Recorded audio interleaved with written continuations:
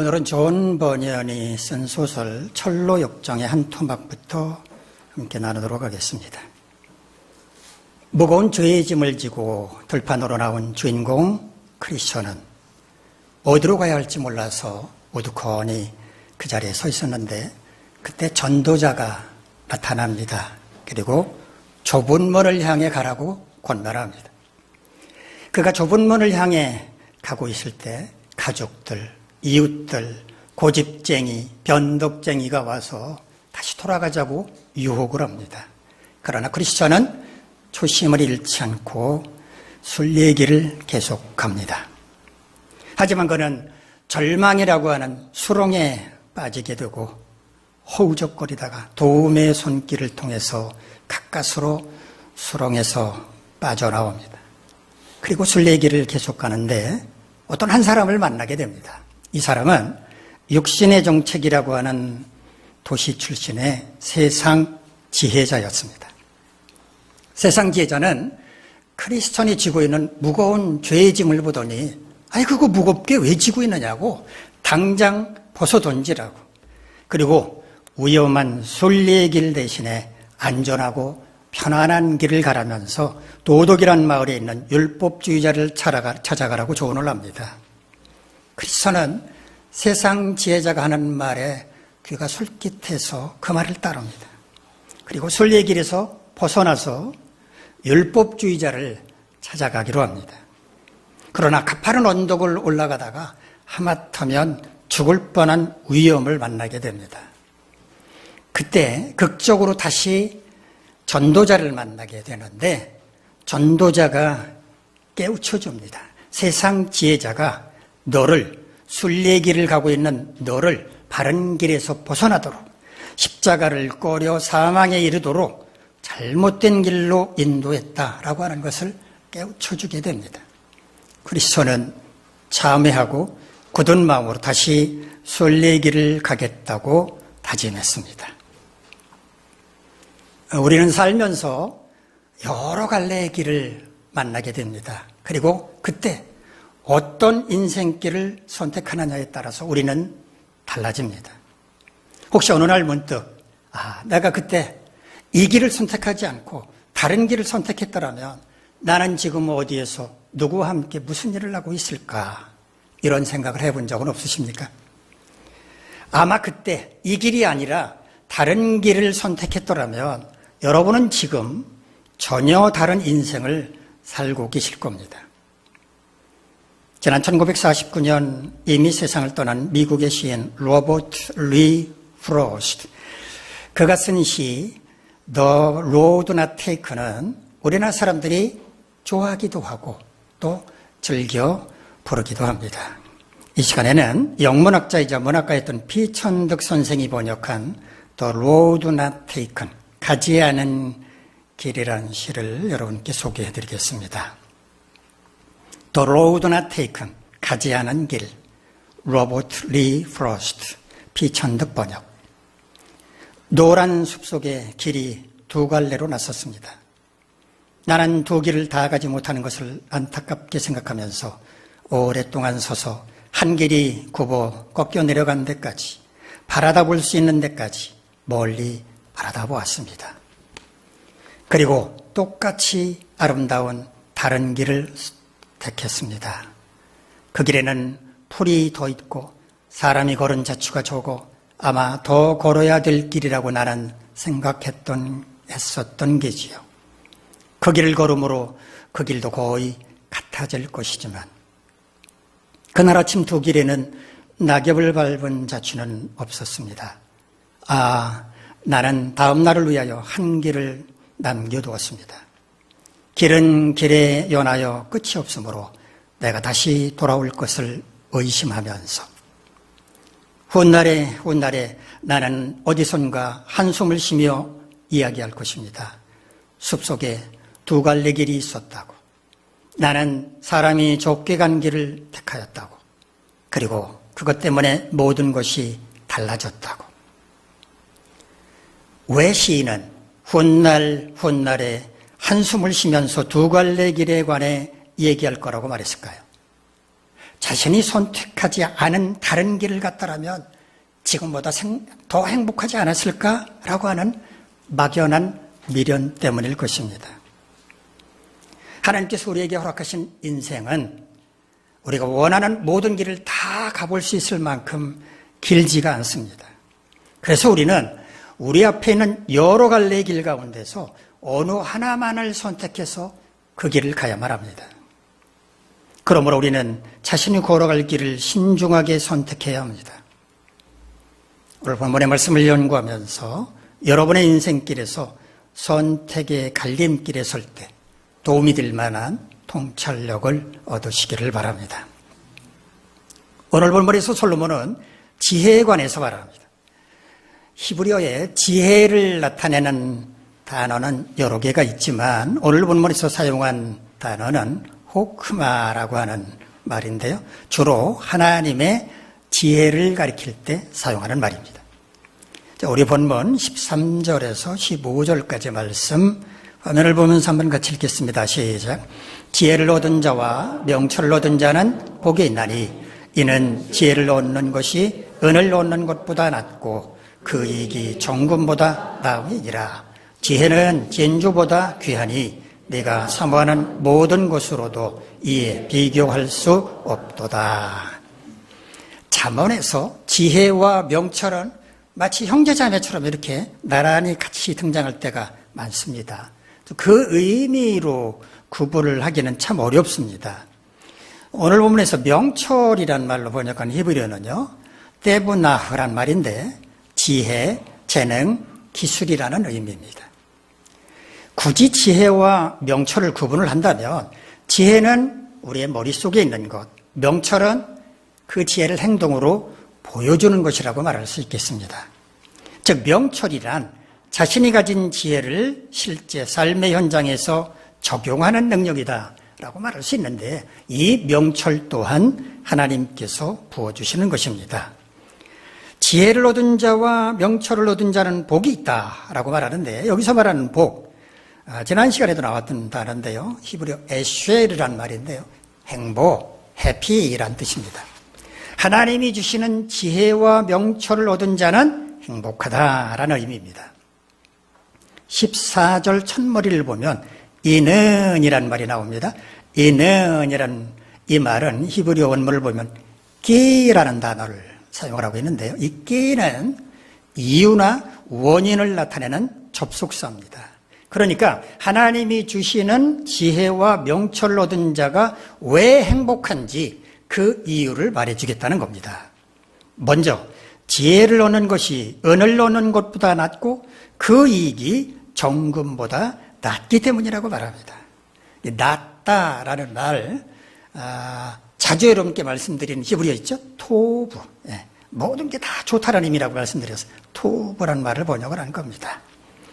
이익이라고 번역한 히브리어는요, 데부아흐란 말인데 씨를 뿌리고 나서 수확을 거둔다는 수확물을 가리키는 말입니다.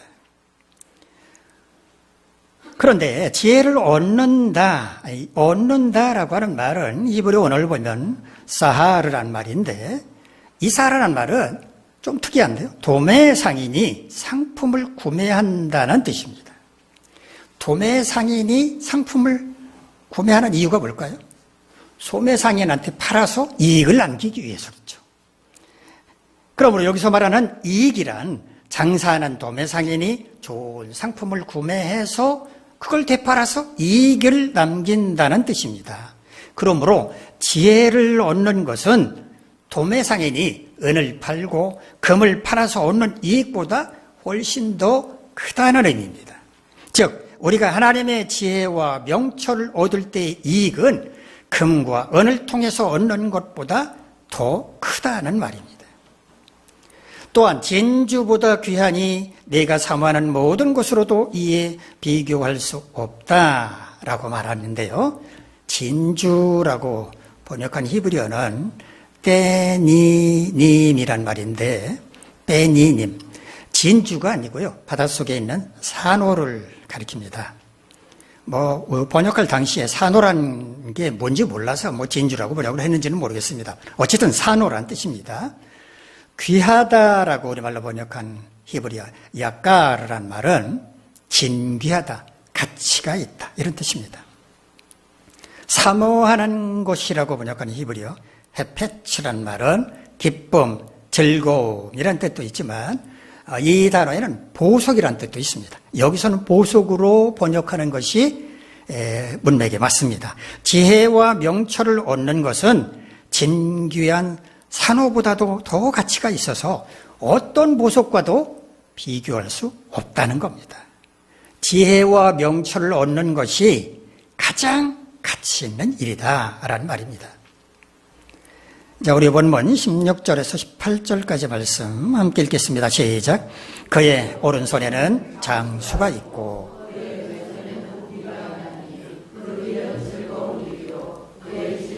다 평강이니라. 지혜는 그 얻은 자에게 생명나무라. 지혜를 가진 자는 복되도다. 지혜와 명철을 얻는 게 왜 행복한지 그 이유를 계속해서 하나하나 제시를 하고 있습니다. 지혜는 오른손에 장수를, 왼손엔 부귀를 쥐고 있다라고 말하고 있습니다. 인간이 누리고 싶어하는 가장 좋은 은혜와 복, 장수와 부귀가 아닐까요? 자, 그런데 장수와 부귀가 지혜의 양손에 있다고 말합니다. 즉 지혜를 얻으면 장수와 부귀라고 하는 복을 누리며 살아갈 수가 있다는 겁니다. 또한 그 길은 즐거운 길이요 그의 지름길은 다 평강이라고 말합니다. 즐겁다라고 번역한 히브리어 원어는요 노암이라는 뜻인데 하나님의 은총을 가리키는 말입니다. 평강, 짐작하시겠죠? 평강은 히브리어로 샬롬입니다. 이스라엘 사람들이 인사말로도 사용을 하는 샬롬이라는 말에는 단지 평화라는 의미만 있는 게 아닙니다. 어떤 곳에도 영향을 받지 않는 고요한 상태, 그게 샬롬입니다. 또 완전함, 번영이나 성공을 의미하기도 합니다. 지혜를 따라가면 하나님의 은총과 샬롬의 은혜를 얻을 수가 있다는 것입니다. 또한 지혜는 그 얻은 자에게 생명나무라고 말합니다. 생명나무. 히브리어 원어도 뭐 그런 뜻입니다. HI임인데 생명을 주는 나무라는 뜻입니다. 생명나무는 살아있는 동안 끊임없이 생명을 공급해 줄 것입니다. 그러므로 지혜를 얻는 것은 곧 생명을 얻는 것이라는 의미입니다. 그런데 지혜를 얻고 지혜를 가진다라고 얻는다, 가진다라고 보니까 히브리어를 보면 굉장히 강한 의미를 가진 단어입니다. 얻는다라고 보니까 히브리어는 하자크란 말인데 강하다는 말도 있고요. 붙잡는다는 의미도 꽉 붙잡는다는 의미도 있습니다. 가진다라고 보니까 히브리어 따마크라고 하는 말 역시 굳게 붙잡는다는 의미입니다. 그러니까 생명을 얻으려면 영원한 생명을 얻으려면 그냥 지혜를 얻는 정도가 아니고요. 강력하게 그거를 붙잡아야 된다. 지혜를 강력하게 붙잡아야만 된다라는 의미입니다. 자, 오늘 본문의 핵심 메시지는 이것입니다.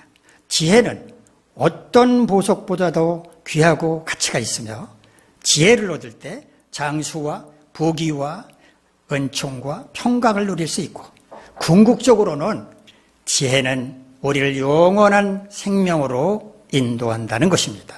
그러므로 우리는 지혜를 따라가는 것이 마땅하다라는 겁니다. 오늘 본문의 말씀을 히브리어 원문 성경으로 보면 지혜를 사람처럼 의인화하고 있습니다. 히브리어 원어 후아란 말은요, 그것 혹은 그 사람이라고 하는 뜻인데 NIV 영어 성경을 보면 이거를 지혜를 she라고 번역을 하고 있습니다. 지혜는 여성 명사이기 때문에 여성 대명사 she로 번역을 한 겁니다. 우리말 성경을 통해서도 의인화한 것을 볼 수가 있죠. 16절을 보시면 그의 오른손에는 장수가 있고 그의 왼손에는 부귀가 있다라고 말하고 있습니다. 지혜를 사람처럼 묘사를 한 것입니다. 자, 오늘 본문에 지혜를 사람으로 표현을 했으니까 사람으로 한번 바꿔본다면 어떤 사람이 적당한지 한번 생각을 해보시기 바랍니다. 오늘 본문의 말씀을 다시 한번 읽어보면서 누구를 그 속에 지혜 대신 넣으면은 적당할까? 한번 생각해 보실 때 떠오르는 한 사람이 있을 것입니다. 그렇습니다. 바로 예수 그리스도이십니다. 지혜라는 말 대신에 예수 그리스도를 넣어서 읽어보시면 말씀이 잘 맞아 떨어진다는 것을 확인할 수 있을 것입니다. 솔로몬은 오늘 본문에서 지혜를 따라 살아가라 라고 말하고 있지만 오늘 우리는 그 말씀을 예수 그리스도를 따라 살아가라는 말씀으로 받아들이는 것이 옳다는 말입니다.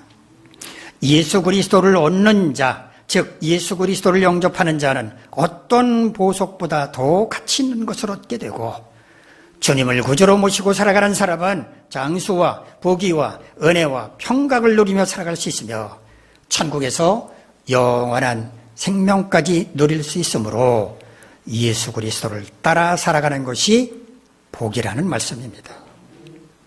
자, 그렇다면 우리가 지혜를 따라 살아가려면 어떻게 해야 할 것인지 함께 생각해 보도록 하겠습니다.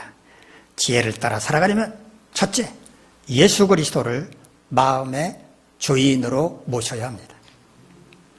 예수 그리스도를 마음의 주인으로 모셔야 한다는 말, 제가 그동안 여러 차례 여러분께 말씀드린 적이 있습니다. 우리 마음의 주인은 본래 누굽니까? 우리 자신이죠. 우리 마음의 주인은 우리 자신입니다. 기쁘고 즐거운 일이 있을 때 막 박수를 치며 즐거워합니다. 슬픈 일을 만났을 때 눈물을 막 흘립니다. 참을 수 없는 부당한 일을 당할 때 분노합니다. 이건 우리 마음에서 우러나오는 우리 자신의 감정 때문입니다. 자, 이런 감정을 지나치게 억제한다면 어떻게 될까요? 예를 들면 아주 엄한 부모 밑에서 자라는 자녀, 아니면 가부장적인 남편과 함께 사는 아내, 이런 자녀나 이런 아내는 자신의 감정을 자유롭게 표출하지 못할 수도 있습니다. 이런 사람들은 매사에 주눅이 들어 있을 수밖에 없고 어떤 일이들은 자신감이 없어서 주저할 수도 있습니다. 이게 계속되면 소극적인 성격으로 굳어질 가능성이 커집니다. 정반대의 경우도 있죠. 지나치게 허용적인 부모 밑에서 자라는 자녀, 뭘 하든지 상관하지 않는 그런 아주 좋은 남편과 함께 사는 아내, 어떨까요? 무서울 게 전혀 없죠. 신경 쓸 게 전혀 없으니까 기가 펄펄 살아서 천방지축, 하늘의 방향이 어디이고 땅의 축이 어딘지 분간하지 못하고 날뛰게 될 것입니다. 어느 쪽이 좋을까요? 좋은 쪽은 없습니다. 둘 다 바람직하지 않습니다. 17세기 프랑스의 심리학자, 수학자, 과학자, 신학자, 철학자였던 블레이즈 파스칼은 이렇게 말했습니다. Man is only a reed, the weakest in nature, but he is a thinking reed. 번역하면 이런 뜻입니다. 인간은 자연 가운데서 가장 연약한 갈대일 뿐이다. 다만 그는 생각하는 갈대이다. 갈대는 작은 바람에도 살랑살랑 흔들립니다. 인간은 늘 흔들리는 존재라는 말입니다. 다만 만물의 영장으로서 하나님의 은혜로 생각할 수 있는 특권을 갖고는 있지만 그것마저도 시시각각 변함으로 갈대와 같다는 것입니다. 부모 말을 듣지 않는 자식을 향해서 네 마음대로 해라 이렇게 큰 소리 치면서 화를 낼 때가 있습니다. 네 마음대로 해라, 이게 축복의 말입니까? 저주의 말입니까? 축복이 아니라 저주에 가깝습니다. 왜냐하면 철 모르는 자식이 자기 마음대로 행하면 망할 게 뻔한데 네 마음대로 해라 라고 말하니까 망해라, 그 말이나 마찬가지 아닙니까? 우리 마음은 믿을 수 있는 게 아닙니다. 우리 마음에 충실하게 살면 우리는 사람답게 살 수도 없습니다. 그리고 그리스도인답게 살 수도 없습니다. 그래서 우리 마음의 주인 자리에 예수 그리스도를 모셔야 한다고 말씀을 드리는 겁니다. 예수 그리스도를 우리 마음의 주인으로 모신다고 하는 것은 갈대와 같이 종잡을 수도 없이 수시로 변하는 우리의 마음을 따라 살아가는 것이 아니라 언제나 변함이 없고 진리에서 벗어나지 않으시는 예수 그리스도의 명령을 따라 살아간다는 의미입니다. 자신의 기분과 감정에 따라 말하고 행동하는 게 아니라 주님이 허락하신 말과 행동만 한다는 뜻입니다. 내 입으로 말하고 내 몸으로 행동한다고 할지라도 그것이 곧 주님의 말씀이고 주님의 행하시는 것과 같다는 말입니다. 내 마음의 주인이신 주님이 말씀하시고 행하시는 것이기 때문입니다. 지혜를 따라 살기를 원하십니까? 마음의 주인 자리를 차지하고 있는 오만한 자신을 내려놓고 겸손히 예수 그리스도를 그 자리에 모시기를 바랍니다. 둘째, 예수 그리스도의 인격과 삶을 본보기로 삼아서 주님처럼 살아가도록 힘써야 합니다.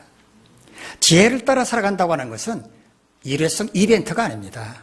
오늘도 내일도 변함없이 지혜로운 삶을 살아야 하는 것입니다.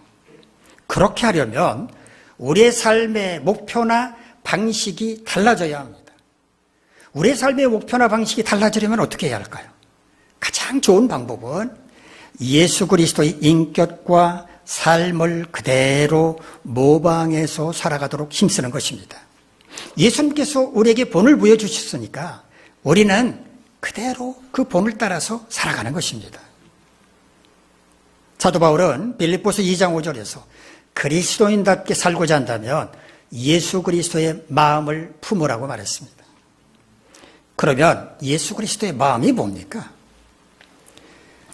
갈라디아서 5장 22절로 23절을 보면 사도 바울은 성령의 9가지 열매를 소개하고 있는데요. 저는 이것이 주님의 마음이라고 생각합니다. 사랑, 희락, 화평, 오래 참음, 자비, 양성, 충성, 온유, 절제. 우리가 어떤 자리에서 무엇을 하든지 성령의 9가지 열매에서 벗어나지 않을 수 있다면 우리는 주님의 마음을 품고 사는 것이며 그럴 때 우리는 지혜를 따라 산다고 말할 수 있을 것입니다. 모형 토끼, 그러니까 살아있는 토끼가 아니라 가짜 토끼를 쫓는 경기에서 오랫동안 우승을 차지한 사냥개가 있었습니다. 그런데 언제부턴가 이 사냥개가 경기에 나가지 않는 것이었습니다. 이상하게 생각한 동료 사냥개, 다른 사냥개가 물었습니다. 요즘 왜 토끼를 쫓는 경기에 나가지 않는 거냐? 나이가 많아서 그래? 라고 물어봤더니 그 사냥개가 고개를 가로저으면서 말했습니다. 내가 마지막으로 경기에 나갔을 때도 우승을 했고 지금 나는 한창 때라서 나이는 전혀 상관이 없어 라고 대답을 했습니다. 그래서 궁금해진 다른 개가 다시 물었습니다. 아니 그러면 왜 안 나가는 거야? 대우가 나빠? 라고 물었더니 다시 그 사냥개가 말했습니다. 전혀 그렇지 않아. 그 경기에 나가면 다른 개는 경험해 볼 수 없는 진수성찬을 먹는단다. 더 궁금해진 다른 개가 물었습니다. 아니 그러면은 도대체 왜 경기에 나가지 않는 거야? 라고 묻자 그 사냥개가 잠시 눈을 감고 생각에 잠겼다가 이렇게 대답하더랍니다. 나는 내가 쫓는 그 토끼가 진짜인 줄 알았거든. 그런데 그게 가짜 모형이더라고. 그날부터 나는 의욕을 잃어버리고 말았고 그 다음부터는 경기에 나가지 않기로 했어. 미국 월스트리트 전설적인 투자 전문가인 존 클립턴 보글이라고 하는 사람이 자주 사용하는 예화라고 합니다.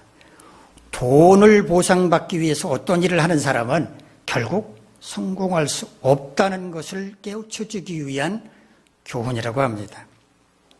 갈대와 같은 자신의 마음을 따라 사는 사람은 모형 토끼를 쫓아가는 사냥개처럼 결국 허무한 말을 얻게 될 것입니다. 그러므로 우리는 예수 그리스도의 인격과 삶을 본받아 예수님을 닮아가려고 힘써야 합니다. 그것이 바로 지혜를 따라 살아가는 것입니다. 세 번째, 수시로 자신을 돌아보면서 반성하는 시간을 가져야 합니다. 우리가 예수 그리스도를 마음의 주인으로 모시고 예수님의 인격과 삶을 본받아 살기로 결심했다고 해서 언제까지나 계속 그런 삶을 살 수 있을까요? 그러면 좋죠. 하지만 그러기는 참 어렵습니다. 우리의 결심은 느슨해질 것이고 어떤 구실을 찾아서라도 좀 편해지려고 머리를 굴리기 시작할 것입니다. 앞서 소개해드렸던 철로역정의 주인공 크리스천과 같이 주변 사람의 말에 솔깃해서 곁길로 빠지기도 할 것입니다.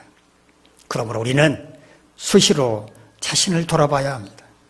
자기 멋대로 목표를 수정해서 엉뚱한 방향으로 가고 있지는 않은지, 겉으로는 경건한 것처럼 보이지만 세속적인 방식으로 변형시키지는 않았는지 점검해 봐야 합니다.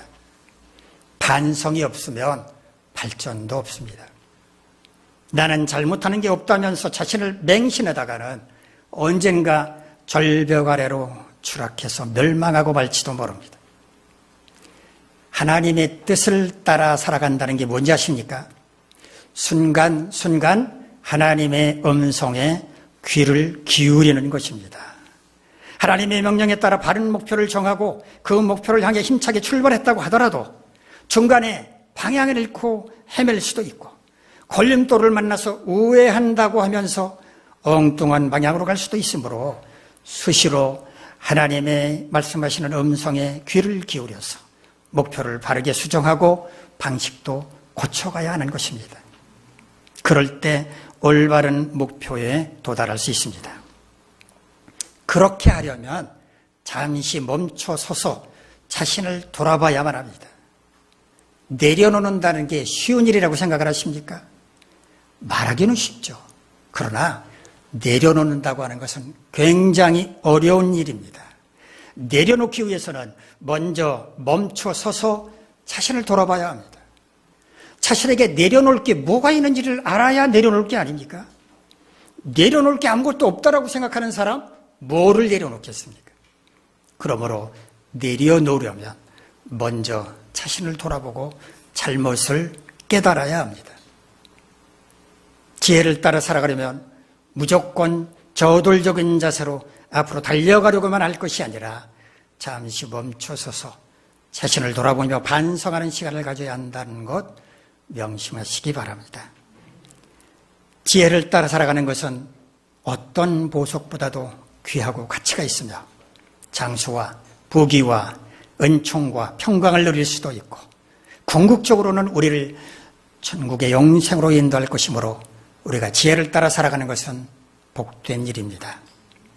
우리는 어떻게 지혜를 따라 살아갈 수 있습니까? 첫째, 예수 그리스도를 마음의 주인으로 모셔야 합니다. 둘째, 예수 그리스도의 인격과 삶을 본보기로 삼아 주님처럼 살아가도록 힘써야 합니다. 셋째, 수시로 자신을 돌아보며 반성하는 시간을 가져야 합니다.